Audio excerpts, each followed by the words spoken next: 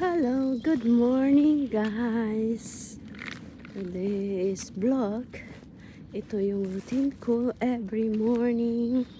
Ang ilabas tong alaga ko.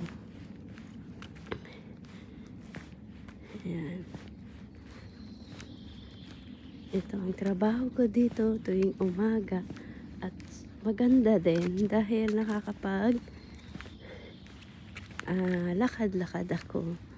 So, sa mga at by the way pala guys, dito ako na-assign sa parang probinsya style. Hindi siya city. Malayo ito sa Moscow. So, masyadong hindi siya bundok, pero para siyang subdivision village. Go-work ako dito 6 months na. So, yun. Hindi ako madalas sa bagay. Hindi talaga ako lumalabas tuwing off. May off ako every Sunday. At meron akong kwarto. So, doon lang ako. Nood ng TV. Ayun ang pinakamaganda kasi may TV sa loob ng nakakapagluto ako. At kompleto. May ref, may kusina, may CR, may washing. Kompleto sa loob ng Ito sobrang maganda lang. Ang pinagkaiba niya is nasa Hong Kong ako tuwing off ko. Ayun nga, minsan mas napipili kong mag-work kasi parang useless lang din and nakakapagpahinga din. Pero yung uwi ka ng bahay, yung sinasabi ko yung off ko sa Hong Kong. Yung parang feeling mo pagod na pagod ka pa din. Kasi parang hindi ka din nag-enjoy. Pero syempre, maganda din na nakaka-off ka, diba? Pag nasa Hong Kong ka kasi sobrang kasi mapipil mo yung bored, hindi boring, parang ano bang feeling nyo na naboburn out ka sa loob ng bahay pag gano'n. At mas pinipili ko lang minsan mag-work, hindi na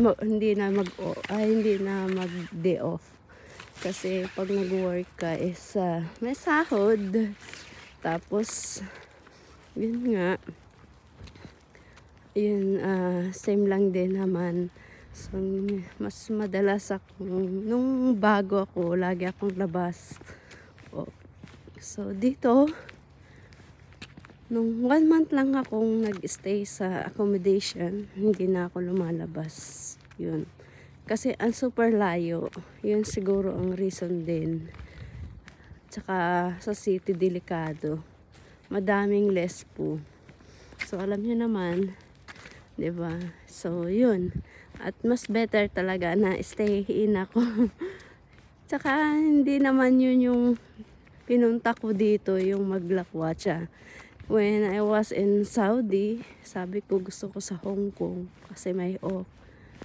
Ayun, gala, hiking, and the rest. Stay na sa park kasi parang napagod ka nakaka-hike. So, yun, beach. Maganda sa Hong Kong. Mag-enjoy ka ng off. Pero, yun nga lang, uwi ka din ng bahay, pagod. So, yan yung alaga ko. Yeah, mas better. Maganda yung napuntahan ko dito kasi, pag na to, sa bahay lang talaga ako. Pahinga, kumain, matulog. Yun, nag-i-enjoy naman ako kahit mag-isa lang. Mag-isa lang no. Yun.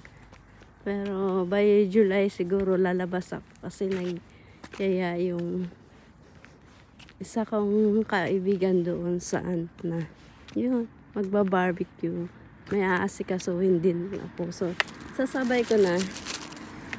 So, yun lang guys. Ang journey ko tuwing umaga, pagkagising, By the way, maaga akong gumigising. 7. Maaga. Kumbaga, late na yun, no? Kumpara sa iyo, ano. 7. Ito yung inaasikaso ko. 7:30 labas ko. Kasi, may tagapagmaneho kami na mag-aalmusal sa kusina. So, labas. Tapos, in case. Yung reason naman talaga na 7:30 sabi ng madam ko is in case na may kailangan, yung ganun. Kasi pumapasok yung mga bata. May bata, pero hands-on yung mga magulang nila. Hindi ko sila pinakikialaman. Yun, guys. Kasi mawawala ng trabaho yung amo kong babae. Sa bahay lang siya, di ba? So, yun lang, guys. As of now naman, nag-enjoy ako sa work ko kahit hindi ako nakakalabas. Pwede kang lumabas. Pero, kung mamamasahe ka lang din naman every week ng halos 2,000 yung pamasahe sa taxi. 2,000 rubles. Magkano din yung 2,000? Is 1,000. So, back and forth, 4,000, 2,000. So, sayang. In a 1 month, ilan yung linggo? 3 o 4. O, diba? So, sayang. Kaya ka nga pumunta dito dahil sa sahod mo. Tapos, pamamasahe mo lang din, diba? At pwede ka naman mag-stay. So, yun, guys. Basta ang pinunta ko dito yung sahod, hindi yung pamamasyal. So, may option naman kayo. Maraming option kung mag-apply kayo dito. Kayo mamimili ng amo nyo. Basta every week talagang may off dito. Katulad lang din ng Hong Kong. So, sa next vlog, i-share ko sa inyo yung journey ko kung paano ako nakarating dito. Follow and share mga guys. Thank you sa mga bago kong subscriber at saka na sa nag-watch ng video ko. God bless all. Ako po ang Inday ninyo dito sa Russia.